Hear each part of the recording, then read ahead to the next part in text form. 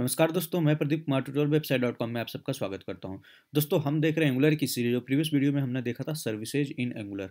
Basic मैंने बताया था सर्विसेज कैसे क्रिएट करते हैं, किस तरीके से जनरेट होता है सर्विस और किस पर्पज़ के लिए होता है। आई होप आपको याद होगा, ये लेआउट हमने लास्ट वीडियो में देखा था, जिसमें आपको कोड अगर याद होगा तो ये हमने कोड क्रिएट किया था, जिसमें हमने एक सर्विस क्रिएट किया था यूजर डाटा के नाम से। और यहाँ से हम क्या कर रहे थे, एक फंक्शन बना रहे थे गेट यूजर डाटा, और उससे हम वैल्यू रिटर्न कर रहे थे।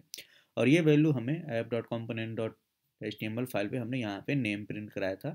और app dot component dot T S file में जाएंगे तो यहाँ पे हमने सर्विस को इंपोर्ट किया था। और इंपोर्ट करने के बाद यहाँ पे ही प्रोवाइडर में इस सर्विस को कॉल करा रहे थे, रजिस्टर करा रहे थे। और फिर डाटा को हम यहाँ पे आप देख रहे हो कंस्ट्रक्टर के अंदर प्राइवेट वेरिएबल या ऑब्जेक्ट बनाकर उसके अंदर से हम यहाँ पे रिटर्न करा रहे थे, राइट। तो देखिए, यहाँ तक तो क्लियर होगा जिन्होंने सर्विस का वीडियो देखा होगा। जिन लोगों ने नहीं देखा है उनको बता दूं कि आप पहले पुराने वीडियो को देख लें, आपको डिस्क्रिप्शन में लिंक मिल जाएगा या फिर चैनल पे जाके देख सकते हैं। अब यहाँ पे अगला बात करते हैं। देखिए, यहाँ तक बेसिक आपको समझ में आ गया होगा सर्विस किस तरीके से क्रिएट करते हैं। सिंगल टन मैंने बताया, मतलब मॉडुलर बेस पे कैसे क्रिएट करते हैं, आप रजिस्टर करते हैं सर्विसेज को। और कंपोनेंट बेस पे कैसे रजिस्टर करते हैं। कंपोनेंट बेस पे यहाँ पे जैसे हम रजिस्टर कर रखे हैं, ये कंपोनेंट बेस पे रजिस्टर होता है, ठीक है। अब बात करते हैं यहाँ पे एक चीज़ और, कि यहाँ तो ठीक है, यहाँ पे आपने रजिस्टर कर दिया और यहाँ पे हम एक फंक्शन जो इंजेक्टेबल फंक्शन, अक्सर इंटरव्यू में पूछा जाता है आपसे कि इंजेक्टेबल हम क्यों यूज करते हैं, क्या बिना इंजेक्टेबल फंक्शन के ये सर्विस रन नहीं करेगा। तो अब यहाँ पे समझिए, ये काफ़ी इंपॉर्टेंट पॉइंट है, इंटरव्यू पर्पज से है या फिर नॉर्मल यूज के पर्पज से। तो बेसिकली क्या दोस्तों, अगर हम इस इंजेक्टेबल को अभी के लिए करते हैं कमेंट, ठीक है, और करते हैं सेव, ठीक है, कमेंट हो गया, सेव हो गया, देखिए कंपाइल हो रहा है, कंपाइल हो गया सक्सेसफुली। अब हम देखते हैं पेज पे हमारा डाटा शो हो रहा है या नहीं हो रहा है। पेज पे देखिए, रिफ्रेश करने पे भी अभी भी हमारा डाटा शो हो रहा है। अगर हम कंसोल में जाएं, इंस्पेक्ट एलिमेंट करें, और मैं इसको साइड में करता हूँ और कंसोल में जाते हैं और इसको थोड़ा सा कंसोल को बड़ा करते हैं, ठीक है। अभी कंसोल से हमने डाटा हटा दिया था, तो एक बार मैं फिर से जाता हूँ यहाँ पे और कंसोल में भी प्रिंट करा देता हूँ डाटा को, ठीक है। यहाँ पे कंसोल डॉट लॉग, ठीक है, और इसमें प्रिंट कराना है यूजर डाटा, क्लियर। सेव करेंगे, जैसे ही कंपाइल हो जाएगा पेज पे ले जाऊंगा और दिखाऊंगा। ये देखिए कंपाइल हो गया, यहाँ पे डाटा आपको मिल रहा है।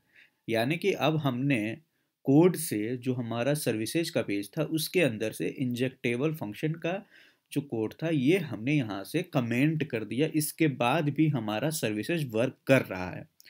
तो हमें इंजेक्टेबल फंक्शन का क्या यूज है, यहाँ पे क्यों यूज करें, जब इसके बिना भी हमारा सर्विसेज चल रहा है, तो हमें इसकी ज़रूरत क्यों पड़ती है कि हम इसका यूज करें अपने सर्विसेज के अंदर।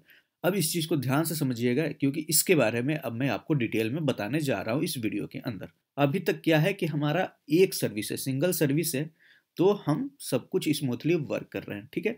अब एक काम करते हैं, एक और नया सर्विस क्रिएट करके देखते हैं, ठीक है। तो अब हमें यहाँ से क्लोज करना है कनेक्शन को। तो दोस्तों, अब हम चल रहे हैं दूसरी सर्विस बनाने, जिसको नाम हम यहाँ पे डिफाइन करेंगे और सर्विस क्रिएट करें। क्रिएट करने के लिए NG फॉर जनरेट, ठीक है, S फॉर सर्विसेज, और सर्विस का नाम हमें देना है। अभी हमारा सर्विस का नाम है यूजर डेटा, ठीक है। अब हम मान लो इसको देते हैं यूजर एड्रेस, ADDRESS, ठीक है। यूजर एड्रेस के नाम से हम सर्विस बनाने जा रहे हैं। अब इंटर करेंगे, तब यहाँ पे देख रहे हैं दो सर्विस फाइल क्रिएट हो गया हमारे पास, user address dot service dot spec dot T S file और user address dot service dot T S file, दो फाइल है। तो हम टी एस फाइल में चलते हैं, देखिए user address dot T S file यहाँ पे आ गए, और ये सर्विस भी है। अब इसको भी हम यहाँ पे कमेंट करते हैं अभी के लिए, ठीक है, समझने के लिए, क्योंकि चीज़ें हम कमेंट करते हुए चल रहे हैं ना, तभी तो हमें पता चलेगा इसका क्या यूज है, क्लियर। अब यहाँ पे जैसे हमने यहाँ पे एक फंक्शन बनाया था यूजर डाटा का, सेम इसी तरीके का फंक्शन यहाँ से कॉपी करते हैं, और मैं आपको बताता हूँ किस तरीके से कॉपी किया। और हम यहाँ पे गए और यहाँ पे इंटर हमने किया यहाँ पे, ठीक है। अब यूजर डाटा की जगह कर देते हैं यूजर एड्रेस, ADDRESS, ठीक है, गेट यूजर एड्रेस, और यहाँ से पास करते हैं एड्रेस को, ठीक है। एड्रेस को मान लो हमने यहाँ पे पास कर दिया दिल्ली, इंडिया, ठीक है। मान लो एड्रेस पिन कोड भी डाल दिए 110009, ठीक है। तो ये हमारा एड्रेस हो गया। यहाँ से सिर्फ और सिर्फ हम एड्रेस पास करेंगे, यहाँ पे बाकी डाटा है।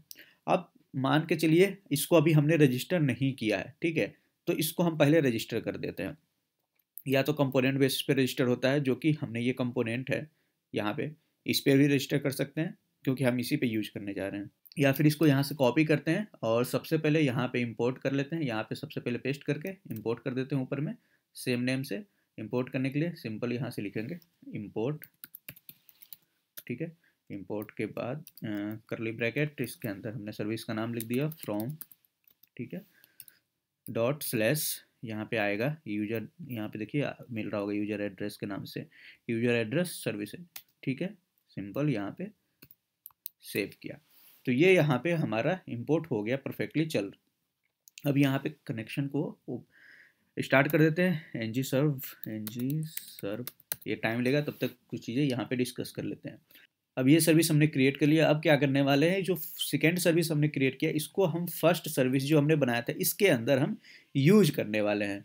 तो यूज करने के लिए सबसे पहले यहाँ पे हमें इंपोर्ट करना होगा, इंपोर्ट, ठीक है।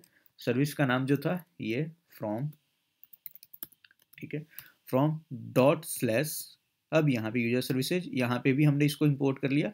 अब इंपोर्ट कर लिया, अब हमें इसे यूज करना है, ठीक है। तो यूज करने के लिए सिंपल कॉपी करेंगे इसको और यहाँ पे कंस्ट्रक्टर पे सिर्फ प्राइवेट वेरिएबल लेंगे, जैसे कि हम बाकी जगह पे कर रहे थे, ठीक है। प्राइवेट, यहाँ पे ऑब्जेक्ट बनाएंगे, इसका ऑब्जेक्ट इस तरीके से, और इस ऑब्जेक्ट को हम बस थोड़ा सा नाम स्मॉल कर देंगे, थोड़ा सा अलग कर देंगे, यहाँ पे स्मॉल यू है, ठीक है। तो ये हमारा सर्विस यहाँ पे इंपोर्ट हो गया सेकेंड वाले में, और यहाँ पे हमने उसका ऑब्जेक्ट बना लिया। अब इसका अंदर का ये जो फंक्शन है इसको कॉल कराना है, यानी कि उसकी वैल्यू को यहाँ पे स्टोर करना है। कॉमा करते हैं, ठीक है। कॉमा करने के बाद यहाँ पे मैं लिखता हूँ एड्रेस, ठीक है। अब इसके साथ एड्रेस भी पास कर रहे हैं। तो एड्रेस यहाँ पे पास करने के लिए हमें सिंपली यहाँ पे, अब हम क्या करते हैं, यहाँ पे एक वेरिएबल बनाते हैं जिसका नाम देते हैं हम यूजर एड्रेस, ठीक है। ये क्या होगा, स्ट्रिंग होगा, ठीक है, और इसको ब्लैंक करते हैं, और यहाँ पे स्ट्रिंग ऐसे नहीं, इस तरीके से, ठीक है, और इसकी वैल्यू को हम यहाँ पे ब्लैंक रखते हैं। क्लियर। अब इस एड्रेस को हमें यहाँ पे यूज करना है, तो दिस डॉट एड्रेस। क्लियर, यहाँ तक सही है। अब हमने कंस्ट्रक्टर फंक्शन बनाया था, इसके अंदर अब हमारा क्या आ रहा है, जो भी ये फंक्शन है, मतलब सेकेंड सर्विस का ये फंक्शन है, इसको कॉल कराएंगे तभी हमें ये जो एड्रेस रिटर्न कर रहे हैं हम यहाँ पे, वो एड्रेस हमें वहाँ पे मिल जाएगा। क्लियर। यहाँ पे देखिए, यहाँ पे ऑब्जेक्ट फॉर्मेट में, यहाँ पे मल्टीपल नहीं है तो हमें ऑब्जेक्ट फॉर्मेट में भी पास करने की ज़रूरत नहीं है, सिंपली इसको ऐसे ही पास कर सकते हैं। सिंगल डाटा है तो इस तरीके से भी पास किया जा सकता है, और यहाँ पे सेमीकोलन, इस तरीके से भी हम यहाँ पे पास कर सकते हैं, ठीक है। बट कोई नहीं, हम इसको जैसा पास कर रहे थे, क्योंकि कल को अगर मल्टीपल वैल्यू भी तो हो सकती है ना, अभी के लिए तो सिंगल है। सेव करते हैं वापस। अब यहाँ पे गेट करना है, तो हमें क्या करना है, इस वेरिएबल के अंदर सबसे पहले असाइन करना होगा, ठीक है, वैल्यू को। तो this dot user address equal to, ठीक है, यहाँ पे लिखेंगे दिस डॉट, कौन सा हमारा यूजर एड्रेस सर्विस है, ये हमारा सर्विस का नाम है, डॉट यूजर गेट सर्विसेज, ठीक है, ये फंक्शन डॉट एड्रेस।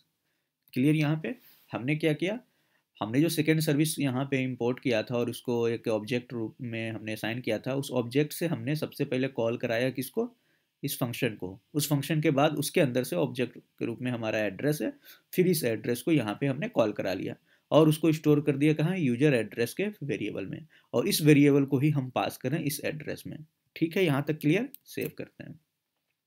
अब यहाँ पे देखिए एरर क्या आता है। एरर क्यों आएगा, क्योंकि हमने यहाँ से इंजेक्टेबल जो फंक्शन था इसको भी कमेंट किया है और यहाँ से भी हम पास नहीं कर रहे हैं।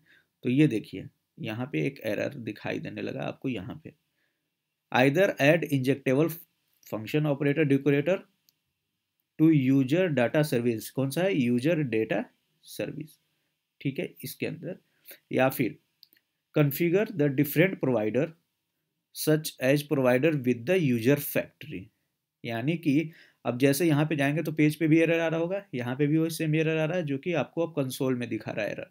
तो अब ये बता रहा है कि जैसे एक सर्विस को, ठीक है, ये हमारा पहला सर्विस, ये पहला है और ये दूसरा सर्विस है। जब हम दूसरे सर्विस को पहले सर्विस के अंदर यूज कर रहे हैं तो हमें यहाँ पे इंजेक्टेबल फंक्शन का यूज करना मस्ट है। अगर यहाँ पे इंजेक्टेबल फंक्शन को यूज नहीं करेंगे तो आपको यहाँ पे एरर देगा।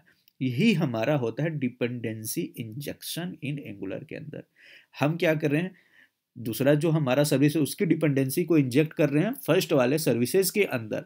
तो जब हम उसको यहाँ पे यूज कर रहे हैं फर्स्ट सर्विस के अंदर सेकेंड वाले को, तो मस्ट है कि हमें यहाँ पे इंजेक्टेबल फंक्शन को यूज करना ही करना है। जब हम इसको अब देखिए एक्टिव कर दिए, अब हम पेज पे चलेंगे और कंट्रोल सेव करते हैं। तो अब ये देखिए कंपाइल सक्सेसफुली हो जाएगा, ये देखिए कंपाइल हो गया सक्सेसफुली।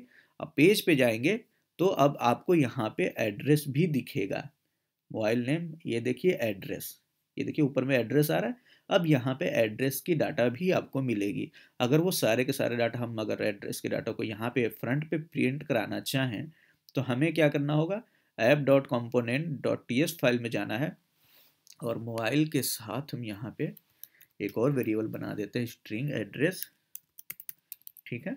और इस एड्रेस के अंदर हम यहाँ से एड्रेस